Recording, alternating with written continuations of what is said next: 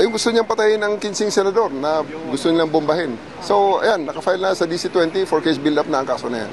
Ang sabi po, kahit si Justice Secretary Remulla kanina, medyo iba naman daw po talaga yung language ni former President Duterte. Alam niyo, bagong Pilipinas na eh. Hindi na pwede yung ganong mga statements na kinaumagahan, joke only na lang. Kaya nagkakagulong, ang gulo-gulo na nga ng pinagdaanan ng bansa natin in the past 6 years. Hanggang ngayon ba naman, dadalhin natin ang gulo na yan.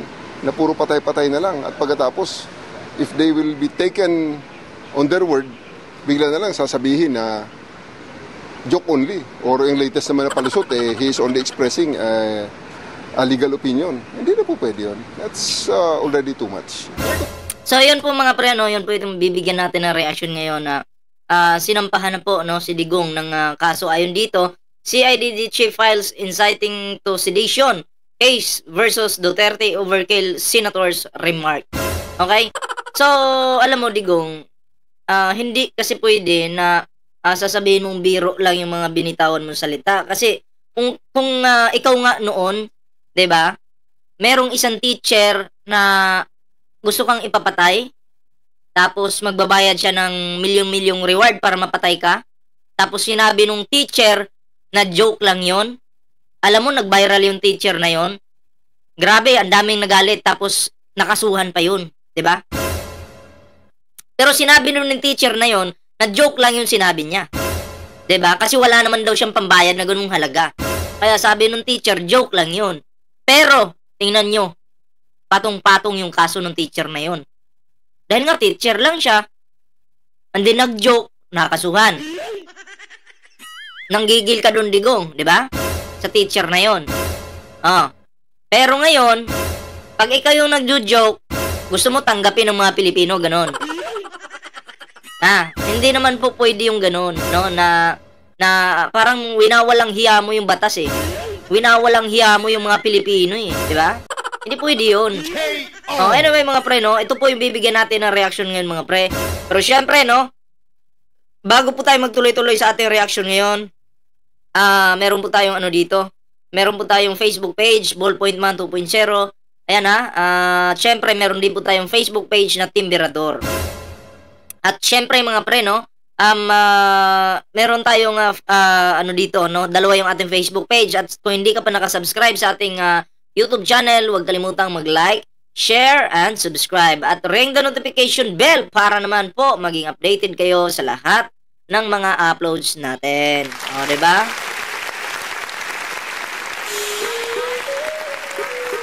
So, eto na nga, no? At, bigyan na po natin ng reaksyon itong video po, no? Bago lang po ito.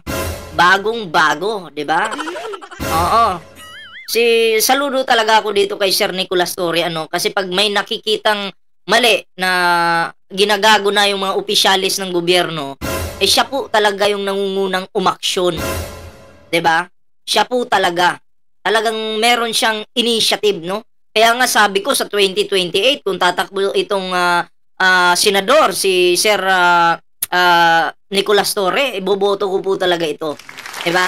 Kasi napaka-loyal niya po sa ating administrasyon, PBBM administrasyon. Diba? O ganun lang dapat, kung sino yung Pangulo, nare-respeto. Diba? Hindi binababoy. Kung sino yung Pangulo, halimbawa, winalanghiya na yung ating Pangulo. Si Sir Nicolas Torre may initiative, gumagalaw agad. Yan yung dapat na nararapat na magtrabaho sa ating gobyerno. Diba? Ganun lang. So, eto na. Pakinggan po natin yung sasabihin po ni Sir Nicolas Torre dito. Sa totoo lang, tatlo ang final namin case, I also submitted for DC-20 the case of Rodrigo Roa Duterte. Okay. Sa kanya mga statements doon sa last rally. Tatlong kaso, Tatlong kaso yung final. Laban dito kay Digong.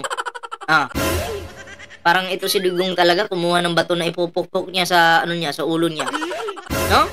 So we already submitted it for unlawful utterances at saka inciting to sedition. So nandun na rin sa docket ngayon at 4 case build up na rin yung reklamo natin kay former President Duterte. Which specific statement po that he made? Ay, gusto niyang patayin ang 15 senador na gusto nilang bombahin. So, ayan, nakafile na sa DC-20 for case build-up na ang kaso na yan. Sabi ng mga DDS, joke lang naman yun eh. Tama ba ang joke? Yung joke ba na yun, tama ba? Ikaw na DDS na kupal ka, sasabihin mo, joke lang ni Digong yun. Eh kung sabihin ko sa'yo, yung anak mong sexy na babae, ipatira ko sa negro dyan sa tabi-tabi. Pabukakain ko yung anak mo. Matutuwa ka ba?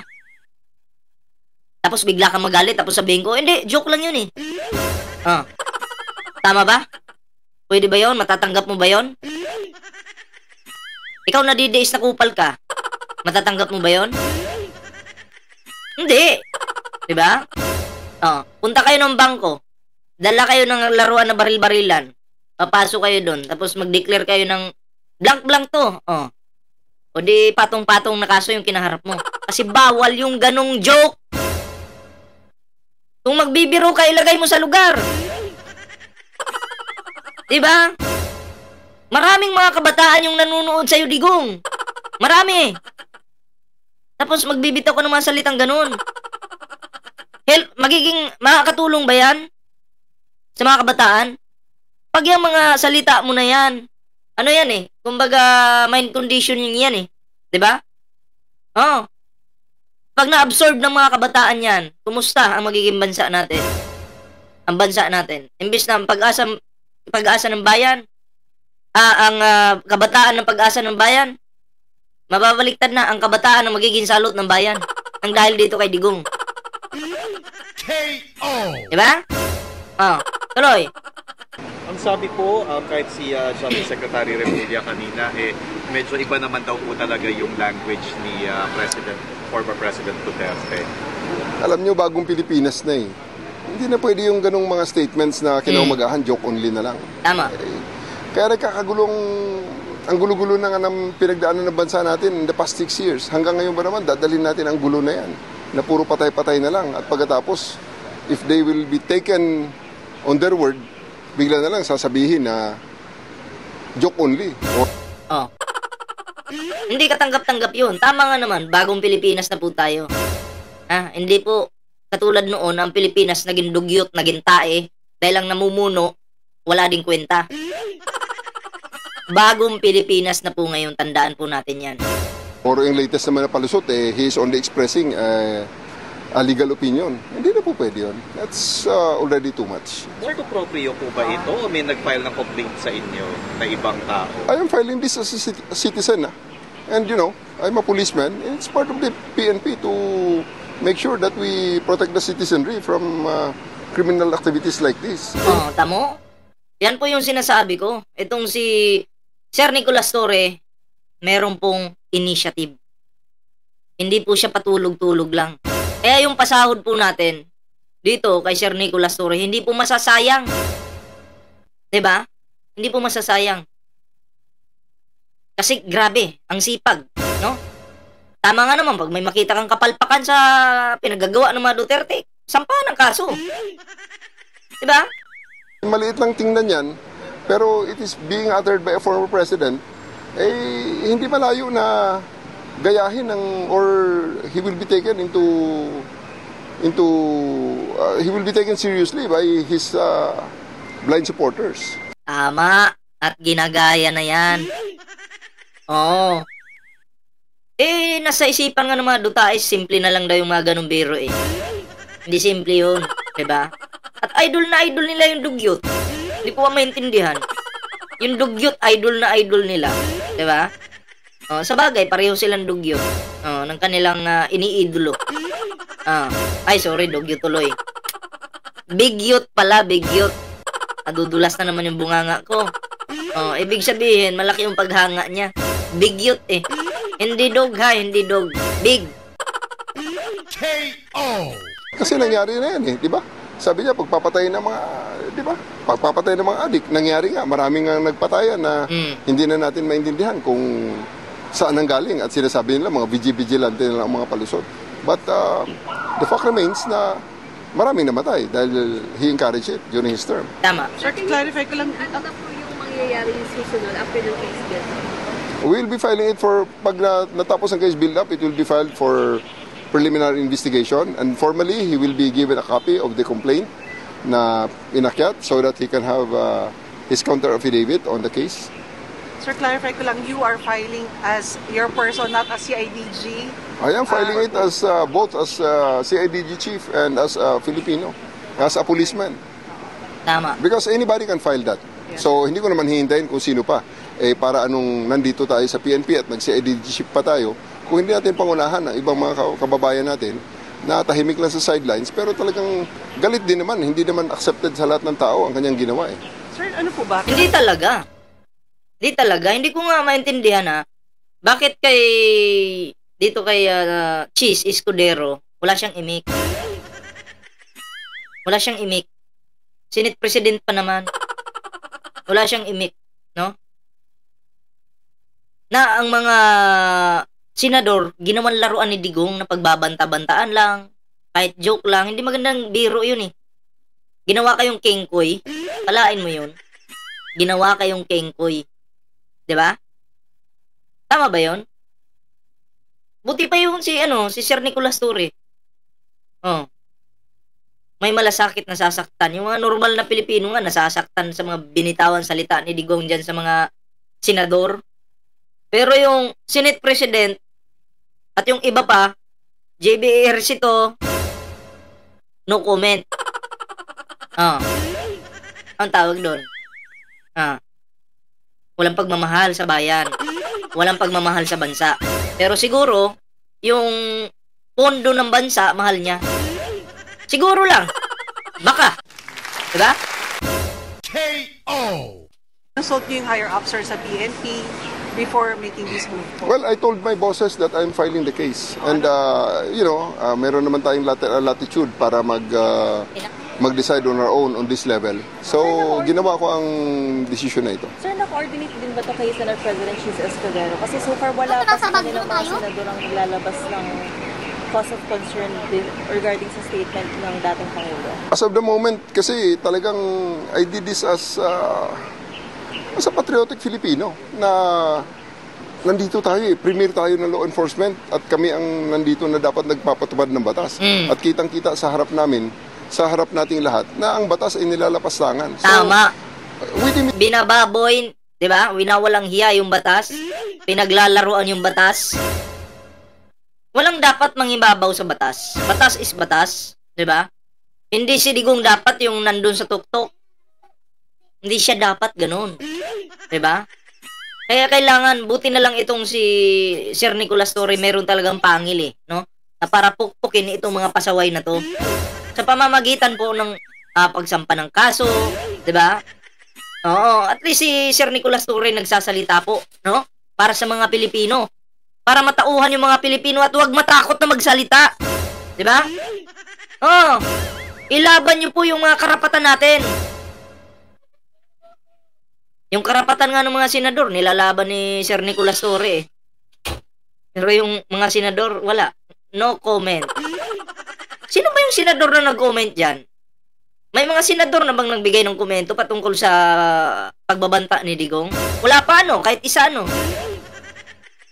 Wag naman po kayo magbulag-bulagan dyan. Si Pangulong Bongbong Marcos nagbigay na po ng kanyang reaksyon patungkol dyan. Si Sir Nicolas Torre, ganun din. Yung mga vlogger na mga kaibigan natin, ganun din. Pero yung mga senador, nagbigay na ba ng mga komento nila? Parang wala pa Diba? Hindi ko maintindihan dito sa mga senador na to, no? Dapat yung mga ganong words, hindi po yan pinapalagpas. 'Di ba? Huwag po kayo magbulag-bulagan. Sana si Senator Raffy Tulfo magsalita din, ano? Oo.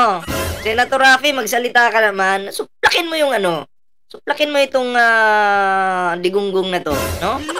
Huwag ka pong matakot, ha? Huwag kang matakot, kailangan 'di ba? Pakita mo sa mga Pilipino na isa ka, no? Sa hindi agree doon sa mga sinasabi ni Digong patungkol sa inyong mga senador. At syempre, sa mga tumatakbo pang senador. Kasi damay-damay na yan Pag sinabing mga senador, damay-damay po yan. Okay, tuloy natin. It necessary to file the case. But Under the guidance of the Chief PNP. Would you suggest, sir, na yung mga senators who filed a complaint themselves, kasi sila rin naman yung directly... Tama. Dapat, iwan ko lang. Tingnan natin, anong reaction? will be endangered because of this. Depende na sa kanilang appreciation ang situation. Nasa kanila na 'yon kung gusto nilang mag-file. They are most welcome to come to our office and file the complaint.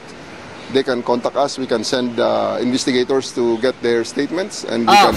Mga senador, makinig kayo ha. Pwede daw po kayo mag-file ng kaso laban dito kay Rodrigo Rua Duterte. Yan po yung sabi ni Sir Nicolas Torre. Sana naman po umaksyon kayo. Pero expected na po natin yan na pag mga DDS na mga senador, hindi po gagalaw yan. Hindi gagalaw yan. Hayaan lang nila yan. Diba? Expected na po natin yan.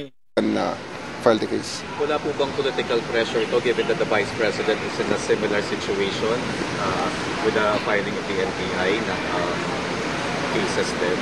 Alam nyo, hindi ito... This is beyond politics eh.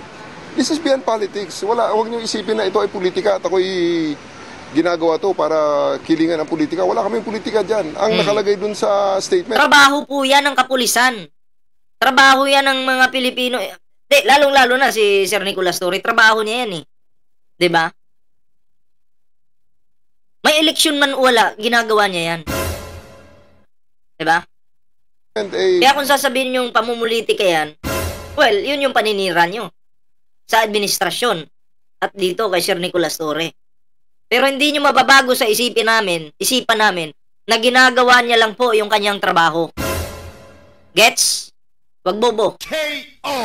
Maliwanag na enumeration ng mga violation of laws na nakasulat sa ating mga batas.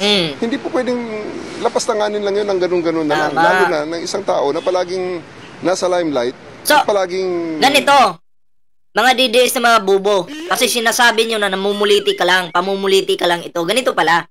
So, pag malapit na pala yung eleksyon, okay, kahit may magbanta-banta, huwag aksyonan. Kasi baka matawag na pamumuliti ka lang, ganon. Pag nagbanta-banta na, ay, wag nating aksyonan yan kasi baka sabihin namumuliti ka lang tayo eh. So, ganon, gusto nyong gawin ni Sir Nicolas Torre, ganon. Anong silbi ng kanyang trabaho kung tatahimik lang? 'Di ba? Well, ganito. Sabihin nyo man na pamumuliti ka ito. Yung nangyayari ngayon, wala kaming pake. Ganun lang. Wala kaming pake. 'Di ba? Ay, namumuliti ka kaya sinampa ng kaso si Digong, ganito, ganyan. Wala kaming pake. K.O. Ha? Importante masaya kami. Dahil tapat po si Sir Nicolas Torre sa kanyang tungkulin. Diba? Masipag. Kaya sana nga tumakbo si Sir Nicolas Torre sa 2028. Sa pagkasenador. Diba? Nako, mananalo po ito. Nagbibigay ng kung ano-anong mga assurances na at the end of the day, pag nangyari nga, ay bigla na lang iiwanan ang kanyang mga pinangakuan. Sir, for grave threats din po ba ang recommend? Sa ngayon, ang sa amin is unlawful utterances. Nasa case build-up ngayon yan, kung gustong dagdagan ng DOJ ang kanilang mga nakikitang mga kaso. Nako. Walang sedition, sir. Unlawful utterance. Meron kaming, may final ako, inciting to sedition. That's inciting to sedition naman talaga ang kanyang ginawa eh. So, inciting to sedition at unlawful utterances Yes. po. So, pwedeng makakita kaya, sir, ng papel na posible ba? Inilagay namin muna sa docket at I'll give you the update pag nabigyan ako ng copy. Iyon, klaro yun mga pre ha. Good luck, Digong. Galingan mo pa yung joke. Ha? Galingan mo pa yung joke mo. Kasi sa panahon po ni Digong noon, nung tumatakbo pa yan bilang isang presidente ng Pilipinas, nagkaroon ng debate, dinaan po yung mga Pilipino sa kanyang pa-joke. Diba? Joke dito, joke doon. Siguro noon, patok pa yan. Pero bagong Pilipinas na ngayon, Digong eh. Diba? Hindi na uubra yung mga joke na yan. Makabago na ngayon. Diba? Magbago ka na rin. Wag nang banta-banta, wag na yung mga patay-patay na yan. Laos na yan.